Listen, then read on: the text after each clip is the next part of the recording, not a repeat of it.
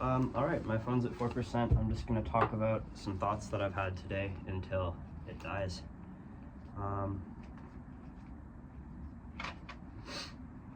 So I suppose I was mostly interested in a video by the YouTube channel is called What's It Like? Talking essentially about the inevitable creation of a superintelligence, and what that would look like for people. And I was feeling very depressed over the last few days, and that sounds like a very depressing subject, certainly.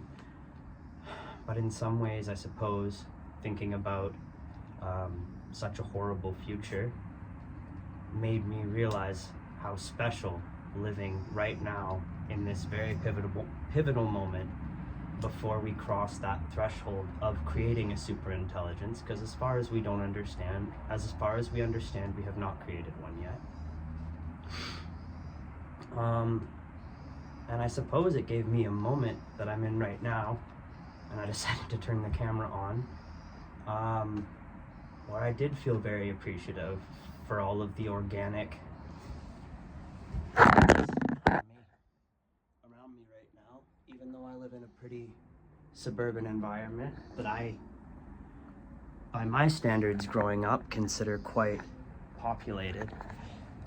It's amazing how much organicness there is. I think I'm fearful, but in the wake of the fact that we're all going to die, I think I'm very grateful to be alive right now. And I think a lot of my thinking and my generation's thinking is very much of the idea that we live in a very terrible time and everything is bad and everything is doom and gloom. And I think for me, the key word is everything is going in the wrong direction, but we aren't there yet. I don't think that there's hope to stop it necessarily, but maybe in a slightly hedonistic way, we do get to live in what I believe is maybe a final golden era, a last hurrah, a final flare of humanity. I get to play with my kendama today. It's a Japanese wooden toy. I get to sit here and talk and do nothing. Well, possibly encourage you to think about things or take action that we could do something still. But I definitely don't mean to preach. This is just my thinking. I get to look at this cherry blossom for no reason other than to look at that cherry blossom. That is an end. I get to sit and I get to drink my coffee each morning. That is an end. These things really have no purpose, but to sit and enjoy them is incredibly beautiful in the wake of a future where everything is completely dominated by the idea of efficiency, of doing, which does seem to be a narrative that we as humans without a superintelligence have already pushed on ourselves, I would say. And I guess today I'm thinking about the idea of being inefficient on purpose, I suppose, of just being a human. I wrote in my journal, just being a clunky, broken machine that really has no purpose anymore. We haven't adapted much past our hunter-gatherer minds, and in this world where we, I would say, inevitably are heading towards a pretty bleak future, we don't really have much purpose. We're broken machines in an environment that doesn't need us anymore, per se. Or it still does, but we're heading in that direction of not needing it. And I don't know if we can change that. It's my personal feeling on it. But that doesn't make me hopeless. I am alive for a finite amount of time when a bug is still flying across my yard. And I think that that's great. And I can't wait for my girlfriend to come home after hanging out with her friend tonight and collecting beach glass. For what other reason than to collect beach glass? That is an end. And the thing about efficiency is I think that in a lot of senses, it doesn't have an end. This is a great end right here. Just because. Just because. I knit this hat with the help of my mom, who's a fantastic knitter. Just because. I don't want to sell it on Etsy.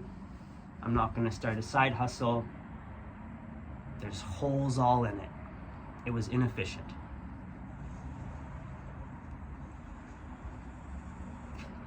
Most would argue this is incredibly inefficient. Terrible waste of my time. But it feels very human.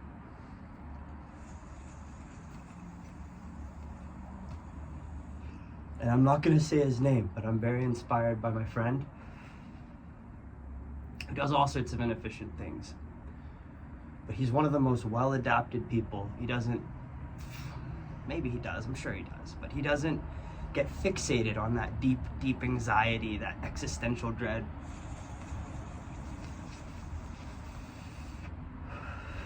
Like I do. And I see him as so much wiser, even though so many would see him as hedonistic, as not, investing his time in things or pursuits or passions or making a big life of himself.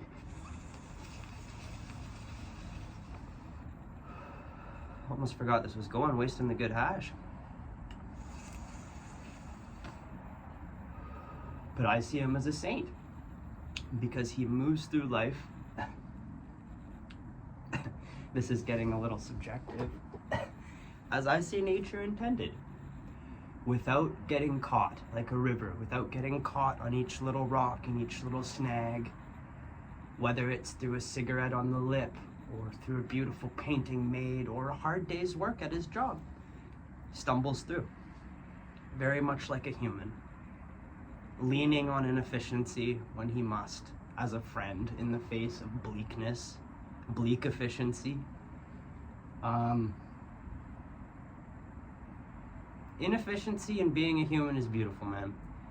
Don't get too caught up in trying to do, because if you're just focused on efficiency, why would you even be too concerned with us inevitably moving towards a super intelligence that controls everything we do and dictates our lives just for the sake of efficiency, and one day we become obsolete and replaces us? I believe that I believe that inefficiency is what makes us human. At this moment, I do. I'll probably change that opinion at another time. But I think that's a good point to end it off. And I'm surprised that it lasted this long, too. Thanks for listening. Bye.